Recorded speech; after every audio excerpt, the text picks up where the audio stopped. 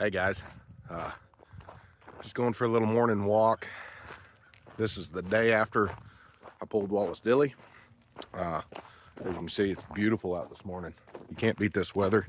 Nice gravel road. Anyways, so I just kind of wanted to recap yesterday. It did not go my way. Wallace won 3-0, which part of me kind of expected. I was trying to be as optimistic as I could, but I knew how much of a threat this guy was. He's very underrated. So anyways, he won 3-0. We had a little bit of technical difficulties on the first round with the camera. It wasn't rolling. I'll see if I can get footage. But basically, you didn't miss anything on the first round. It was very quick, just overwhelming. I set up, hoping, no strap, hoping I could get up into his fingers, and I assumed we would roll out and end up in the strap. Wallace, of course, is humble and more than willing to do whatever I wanted to do.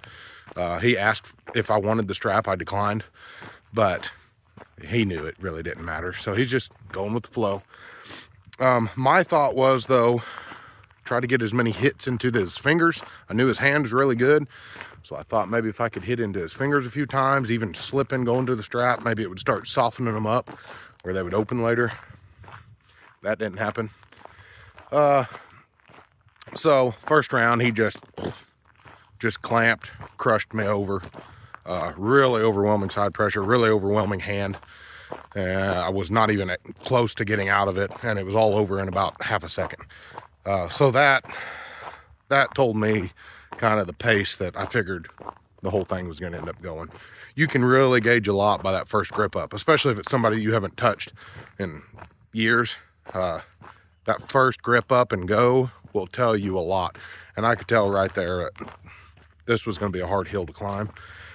So I tried, but second round, a little better. I got up into his fingers a little more.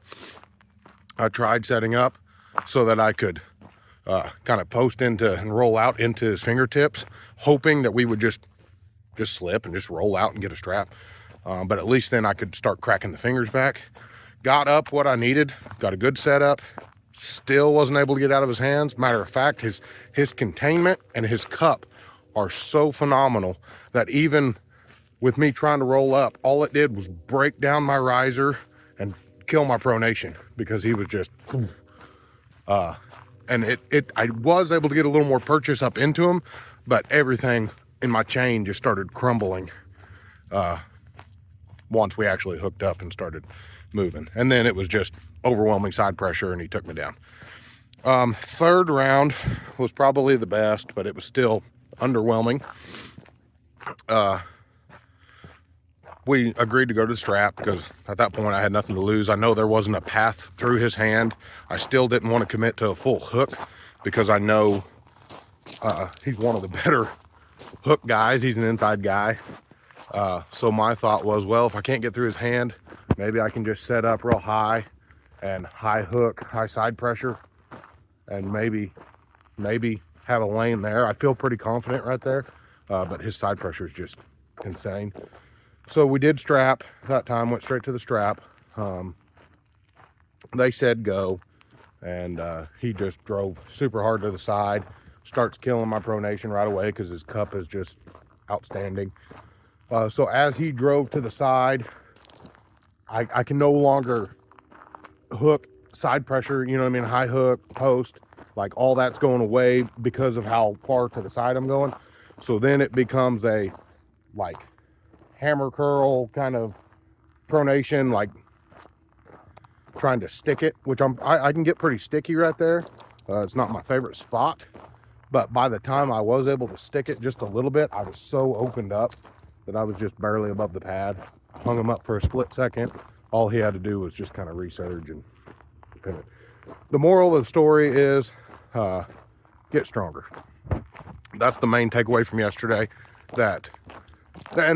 Personally, there's no shame losing to Wallace, because I realized, and I don't think most people realize this, but I realized that he is much higher than what people give him credit for. I think he is comfortably on the top half of the ranking list. He's that good. He needs big matches. He just has not had opportunities yet to prove that. But there's a clear strength gap in pretty much every lane that I attempted yesterday. So back to the drawing board, just get stronger. Can't cry about it, just got to work harder. So we drove 3 hours home, got home. It was about dark by the time we got home. Dropped my wife off at home. I got in the car, went back to the gym, and I worked out for an hour or so. I'm a little beat up. Everything's a little broken, but all in all, I'm healthy. Nothing torn, nothing actually broke. So I'm counting my blessings for that. Live to fight another day. Back to the drawing board, work hard, keep grinding, get stronger. That's all I can do. It was an awesome day. We had a great time. So many good people up there. They had a tournament after the super matches. I didn't stick around for the whole tournament, just a little bit of it. But it was really good to see Wallace. It was really good to see the Nebraska guys that he trains with.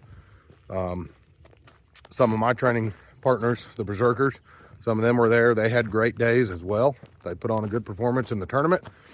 So all in all, good day of arm wrestling. A lot of fun. I know where I'm at with a guy of his caliber, and I'm not there yet. I got to work harder. So that is my goal right now, is just to stay on the path I'm on and keep getting stronger. But anyways, thank you guys for the support. I'll try to get some footage on this video of the match. There's not really enough footage to make like a real video just of the match because it was so quick. It was very one-sided. But it was fun. I had a good time. So maybe in a couple years we can run it back and I can gauge myself again, see where I'm at. But all right, guys, I'll catch you on the next one.